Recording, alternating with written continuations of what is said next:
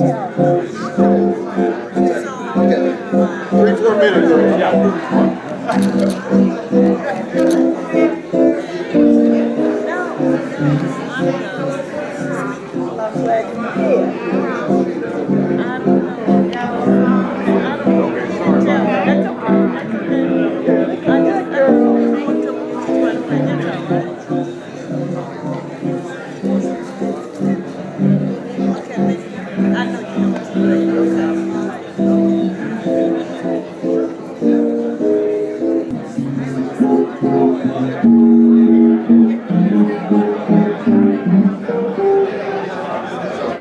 Begin our program tonight and have a greeting and a welcome by our own special Chief of Police, Mr. Larry Giddens from the Lakeland Police Department.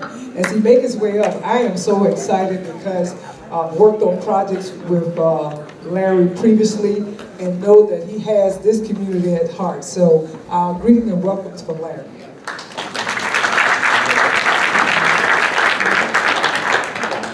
Well, good evening, everyone. Oh, we can do better than that. Good evening. Good evening. It's a time of celebration. It is my pleasure to welcome everyone to the 27th annual fundraiser banquet for the New Life Outreach Ministry. This year's theme is touching the lives of the least, the lost, and the last. But I have a little bit extra to add to that, and I talked to Larry to get his permission. But that's making them first again through the dedicated work of this ministry and Larry Mitchell. Can we give them a round of applause?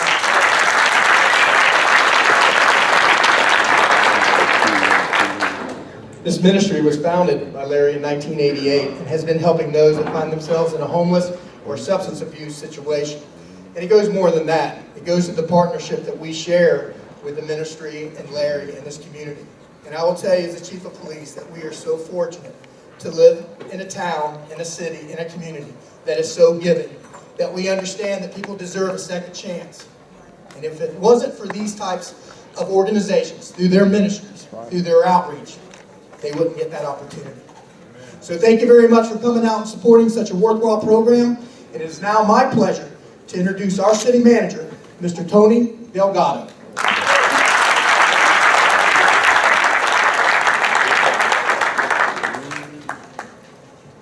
He's a tough act to follow, and I have to follow him a lot, because you're always wondering what Larry and the crew is doing, but I can tell you, we have a first-class, top-notch police department in our city, and I hope you all Well, obviously, I'm very, very happy to be here, and Larry, thank you so much for allowing me to also send a greeting from City Hall, and to say how much we support the outstanding work that this ministry does and accomplishes every day. The mission of the ministry, as we all know, is quite simple. Provide transitional and permanent housing to men, including men with mental and physical disabilities, and overcoming life matters of homelessness and substance abuse, and provide programs for self-sufficiency, independence, and productivity. That certainly sounds like a mountainous task, and it is. However, this ministry, led by Larry Mitchell, have made great inroads into helping change our community for the better. And I personally, on behalf of the mayor and the city commission and our city organization, want to thank them for all that they do. The men and families that the ministry work with on a daily basis are proud individuals, we all know that. And they're looking for a better way of life and a way to assist their families with additional well-being. The ability to do so makes a great difference in our community and in how our community grows. From lowering crime rates to establishing great neighborhoods, the work being done by this ministry, as well as all of you, to assist in those efforts makes our city a better place to live. Thank you so much for allowing me a few minutes to be here. And welcome, and greetings to you.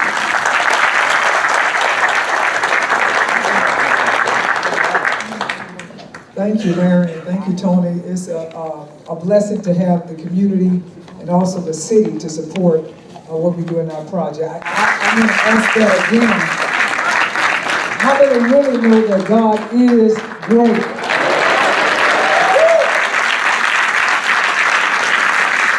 He is. I can stop right there, but they didn't tell me to do that.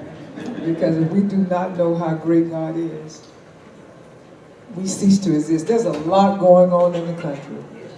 And I don't put my confidence in none of it. That's right. But there's one special connection that we all can have. And his name is Jesus Christ. And for that, I'm so grateful. And I'm so grateful that I know a great God. And so when we finish with all this going on, we get out of here. I'm going to say this as before I honor our public official. I tell people this when they ask their opinion. I say his name is Jesus.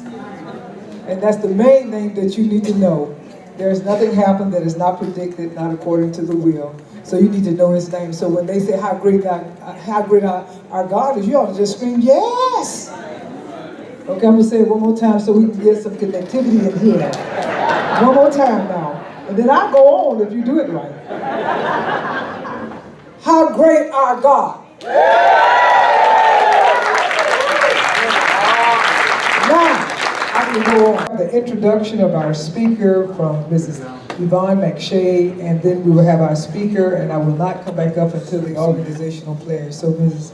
Yvonne McShay.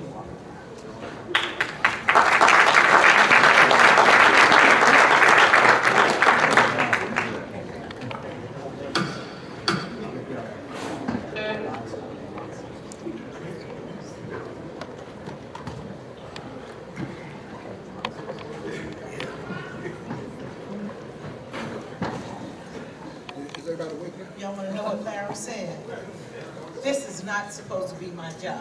But yet he expects it to be my job. When he asked me to introduce Harold, I said, yes. Send me the bio. And he sent me 2 pages. Next week, he sent me 2 more pages. This week, he said, you have 3 minutes. 4 pages, 3 minutes. So I was talking with a friend this morning about it, and she said, well, Yvonne, you can do that. I said, Marilyn, how am I going to do it? She said, just like you did all those years you were teaching, condense. You know, so I'm going to do what I taught the students to do, condense, summarize a paper. Ladies and gentlemen, it is my honor to present to you a true Renaissance man, my friend, Reverend Harold D. Lewis Sr.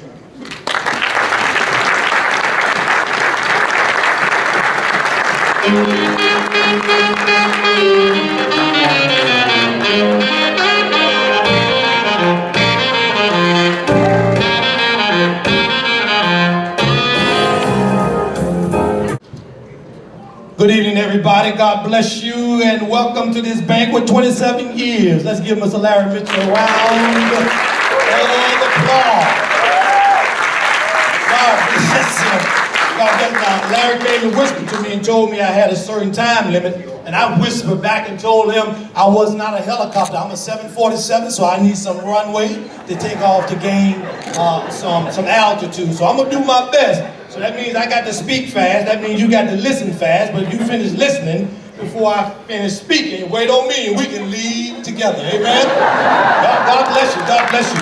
We want to thank Miss Yvonne McShay for introducing me. Sometimes I don't know if she's my big sister or my mother, so she plays a role in both of those categories. But I am definitely honored to be here with you this evening, and I would like to greet the greatness in you with the greatness in me. And I do so by saying, those of you who speak Spanish, I greet you with buenas noches. Those of you who speak Arabic, I greet you with assalamu alaikum. Those of you who speak Japanese, I greet you with konnichiwa. Those of you who speak Hebrew, I greet you with my nishma. And those who don't speak English, I just say, yo, what's up? God bless you all. Oh, my God, for glory. I was taking in all of the energy and the atmosphere that I am so blessed to behold tonight. It is a sight to behold to see all of us from different background, races, and cultures in the house tonight. That tells me, every time I get the opportunity to stand in a context like this, I always say to persons who sit under preachers and pastors, the greatest gift you can give God is to love your pastor. And the greatest gift you can give your pastor is to love God. Help me, Holy Ghost. So nevertheless, we want to be about the business tonight. And again, I thank God for this opportunity before you. When Dr. Mitchell called me and invited me to come to be the speaker, I turned him down. I told him I didn't think I was of the caliber to come to be your speaker tonight. So hung up the phone and he called back a couple days later and he said, Doc, we really need you to come because of your status and your position in United Methodist Church. And again, I told him I didn't think I was the man, that there are more than others more qualified than I am. He called the third time and he said, Dr. Lewis, we need a brother that looks good, sounds good, and smells good. And I told him, I'm your man. I'm your man. I'm your man. So I'm here tonight before you to represent now. One of my mentors taught me when I was in seminary in homiletics class. He said, Lewis, he said, now, when you know you're going to flunk, tell the people you don't feel good. That way they don't hold it against you when you don't do well. So I don't feel good tonight. How many of you in here married? Raise your hand.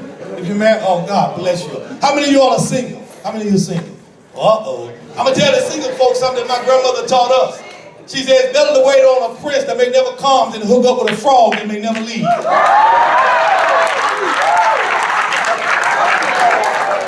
Wait on God, somebody. Wait on God, somebody. One question. Do you want to be made whole? Oh, I can hear the lame man in my Holy Ghost imagination saying that this man must not know my circumstances. This man must not know my condition. Look at somebody and say, your condition is not your conclusion. Oh, help me, Holy Ghost. So what's the antidote, Harold? What's the antidote? I give it to you and then I'm going to leave you alone. We can give the least, the lost, and the last a hand up and not just a hand out when we help them to reclaim their identity. On Tuesday, I don't care who wins the presidency, because the Lord of Lords and King of Kings is on the throne. And here's a word from Mrs. Clinton or Mr. Trump. The king's heart is in the Lord's hand, and he turns it like a river wherever he wants to go. I'm not losing my mind on all that drama which is going on. Because I know a God who sits high and looks low. And when all over said and done with, God will have his way. That's one more thing. And I'm going to do something to you the devil won't do. I'm going to leave you alone. Mind blowing. Mesmerizing. How most of our churches brag about, boast about being faithful and fearless followers of Jesus Christ. Yet their ministries don't mirror the ministry of the Master. Most of our churches claim all of their work on the inside, whereby Jesus claimed all of his work on the outside. Jesus knew if he was going to lift and liberate the least, the last, and the lost, he had to go outside. Oh, prove it, Harold. I'll be glad to. Where was Jesus when he healed blind Bartimaeus? Say outside. Where was Jesus when he restored the widow of Nain's son back to life? Say outside. Where was Jesus when he met the woman at the well? Where was Jesus when he allowed the woman to touch his garment and heal her blood? Where was Jesus when he healed the lepers? Where was Jesus when he cast the demon out of a man in a graveyard? Where was Jesus when he fed 5,000 men, not counting women and children? Where was Jesus when they arrested him and marched him up to Golgotha to Mount Calvary? Where was Jesus when they nailed him to a cross between two thieves? Where was Jesus when they buried him in a borrowed tomb? Where was Jesus when he got up on that third day with all power? Where was Jesus when he ascended on a cloud back to heaven? Guess where we ought to be? So get the hell up out of here.